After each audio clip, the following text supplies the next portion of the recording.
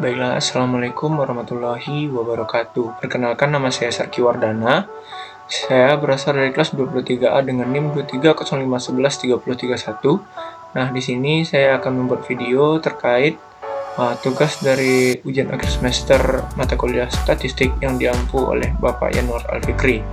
Baiklah, langsung saja saya mulai.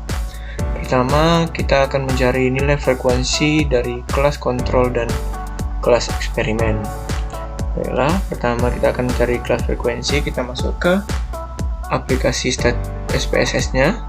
Nah, di sini untuk datanya saya sudah menemukan data dari kelas kontrol dan kelas eksperimen. Baiklah, langsung saja saya copy.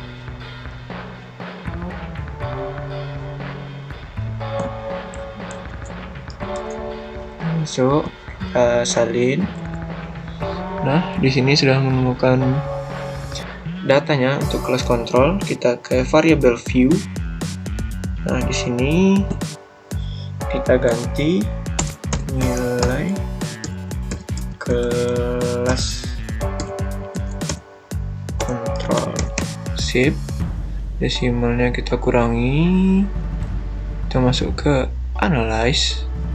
Deskripsi statistik ke frekuensi, kita pindahkan ke sini, masuk ke statistik. Nah, ini kita centang semua kecuali persentil dan SE-min.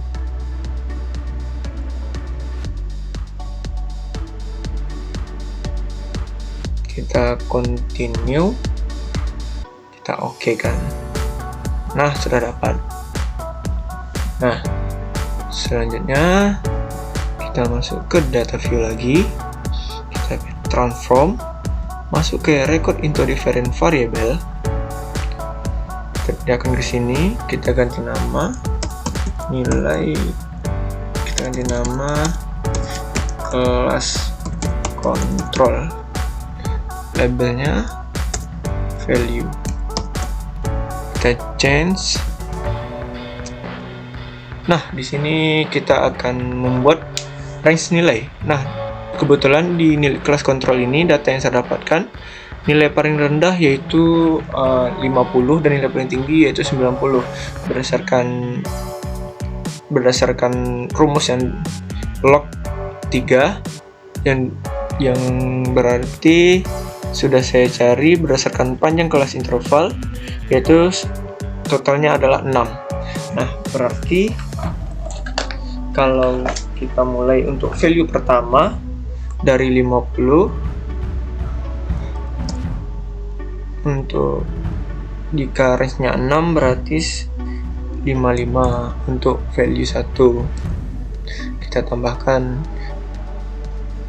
untuk value 2 56 sampai 61, kita tambahkan untuk value 3 62 sampai 67, tambahkan, kita lanjut terus sampai semua nilainya terdaftar di sini. 4 68 sampai 73 kita tambahkan untuk 5 74 sampai 79 sampai 79, kita tambahkan untuk 6 80 sampai 85 kita tambahkan, dan yang terakhir yaitu value 7 86 sampai 91. Jadi semuanya terdaftar sampai value 7. Di sini kita continue, kita oke kan. Nah, ketemu, kita keluarin dulu. Nah, di sini akan berubah. Kita masuk ke variable view, untuk desimal kita kurangkan. Nah, di sini kita masukkan lagi yang tadi range-nya, value-nya 1, 50 sampai 55. Kita tambahkan 2, 56 sampai 61. Kita tambahkan 3, 62 sampai 67. Tambahkan 4, 68 sampai 73. Kita tambahkan 5, 74 sampai 79, 4 sampai 79. Kita tambahkan 6 seperti tadi, 80 sampai 85, 85 kita tambahkan, dan yang 7, 86 sampai 91 tambahkan, kita okekan. Nah, sudah. Jadi sini akan berubah sesuai dengan range nilai tadi. Kita masuk ke analyze lagi, kita ke deskriptif untuk membuat histogram, untuk membuat diagramnya. Ini kita pindahkan ke sini, kita sesuaikan statistiknya tadi tentang kecuali persentil dan SMIN. Kita continue, kita ke charts untuk mencari diagramnya. Kita pilih yang histogram karena di sini banyak pilihan, saya pilih yang histogram. Kita continue dan kita okekan. Nah, seperti itu. Nah, jadi di sini sudah kita temukan frekuensi dari nilai kelas kontrol. Nah, di sini sudah semuanya, sudah ada diagramnya, sudah diketahui. Nah, seperti itulah mencari. Sekarang kita masuk ke mencari frekuensi dari kelas eksperimen. Ini data kelas kontrol dan kita masuk ke data kelas eksperimen yang sudah cari juga.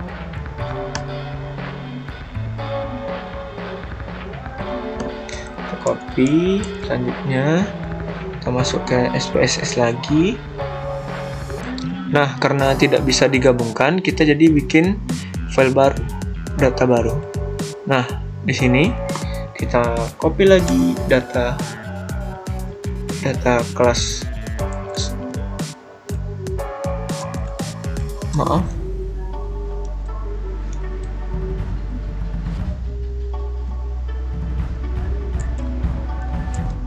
kita copy lagi.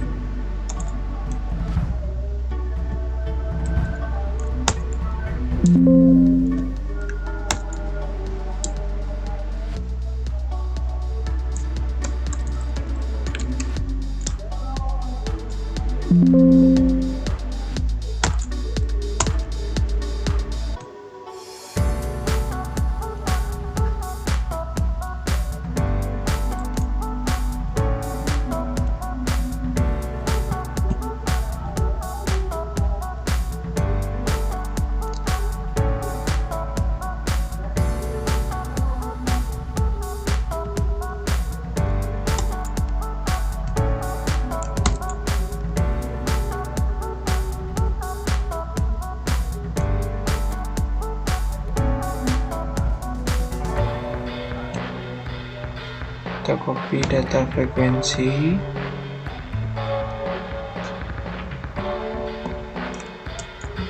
kita balik.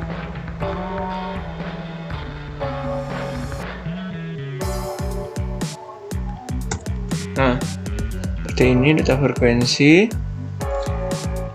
Kita rubah, data eksperimen kita rubah, nilai kelas eksperimen. Nah, jadi untuk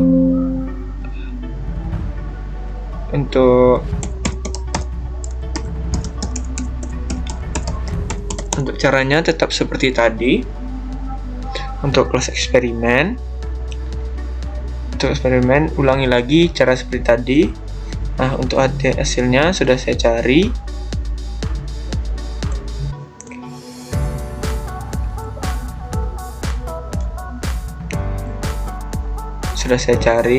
Nah, seperti inilah hasilnya. untuk data frekuensi kelas kontrol tadi. Ini untuk frekuensi statistik semuanya, ada mean, median, semuanya ada nilai kelas kontrol, semuanya sampai ke histogramnya tadi. Dan selanjutnya ini untuk data kelas eksperimen. Nah, seperti tadi lagi, mengulangi cara yang sama.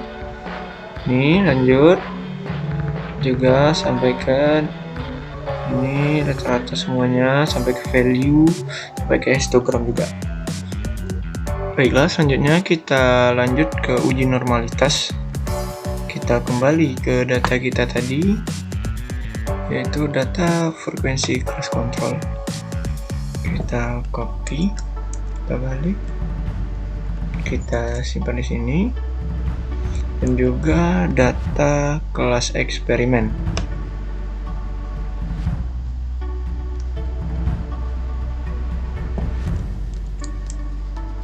Kita simpan di sini. Jika sudah, kita bergerak ke variable view, kita ganti namanya menjadi kelas kontrol dan kelas eksperimen.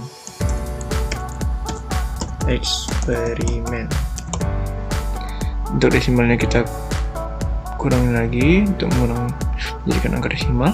Nah, jika sudah seperti ini, kita pergi ke analyze, ke descriptive statistic, ke explore. Nah, kedua ini kita pindahkan ke dependent list. Setelah itu kita ke puts dan kita centang normality plus with test. Ini untuk mengetahui nilai normalnya, normalitas. Nah, jika sudah, kita OK kan. Nah, keluar hasilnya. Nah, jadi seperti ini hasil uji normalitas. Kita bergerak ke bawah ke test of normalitas. Nah, di sini ada kelas kontrol dan kelas eksperimen. Kita fokus ke sig ini. Jika sig ini lebih besar dari 0,05, maka dinyatakan itu normal. Dan jika sig ini dinyatakan lebih kecil dari 0,05, dan berarti itu lebih kecil dan itu tidak normal.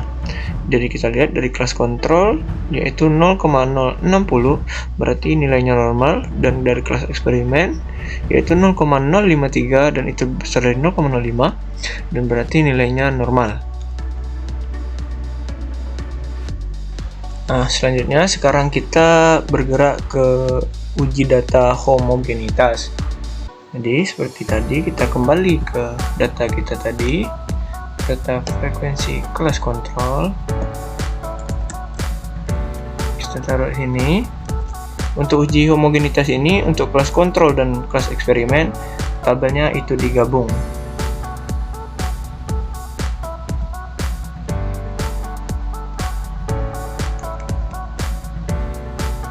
Menjadi satu tabel. Udah.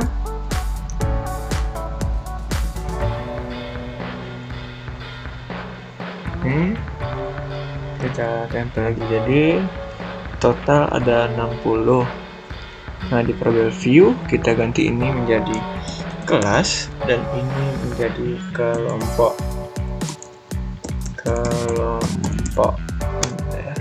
Nah, untuk desimal kita kurangi lagi. Kita kembali ke sini ke data view. Nah, untuk kelas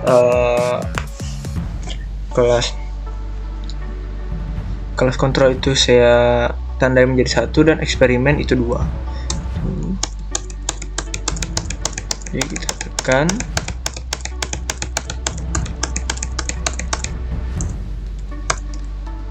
Itu 30. Dan untuk eksperimen itu saya kode menjadi 2.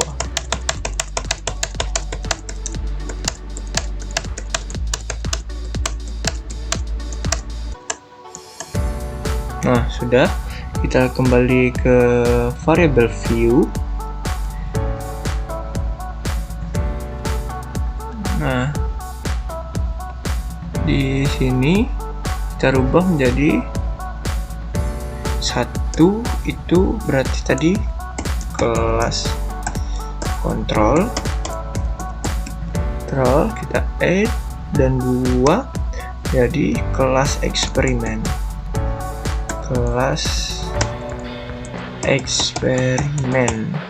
Kita add dan kita oke kan. Nah, otomatis di sini sudah berubah sesuai kelasnya. Kita pergi ke analyze, kita deskripsi, ke compare means, ke one way ANOVA. Nah di sini kelas kita masukkan ke dependent list dan kelompok kita pindahkan ke vector. Kita pergi ke option. Nah kita di sini mencentang homogen of variance. Dan setelah itu kita continue dan kita oke kan. Nah, maka akan keluar hasil dari tes homogenitas dari data kita tersebut. Nah, di sini menentukan homogen atau tidak homogennya dilihat dari kita kembali ke SIG lagi. Jika lebih besar dari 0,05 berarti itu homogen dan lebih kecil dari 0,05 berarti tidak homogen.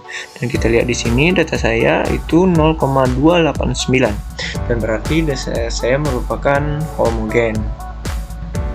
Nah, kita lanjutkan ke independent sample t-test dikarenakan tadi data saya merupakan data normal dan populasinya homogen, berarti kita harus melanjutkan ke sampel independent t-test. Caranya gimana? Kita pergi ke analyze, kita pergi ke compare means, masuk ke independent sample t-test. Nah, yang bagian kelas kita masukkan t-test variabel dan kelompok ke grouping variabel. Dan sini kita ganti ini, satu ini jadi 1 dan ini menjadi 2 dan kita continue, lalu kita pencet OK. Nah, di sini keluar hasil independent testnya, yang mana kita lihat dari sini jika lebih besar dari 0,05 berarti ada perbedaan, berarti tidak ada perbedaan yang signifikan terhadap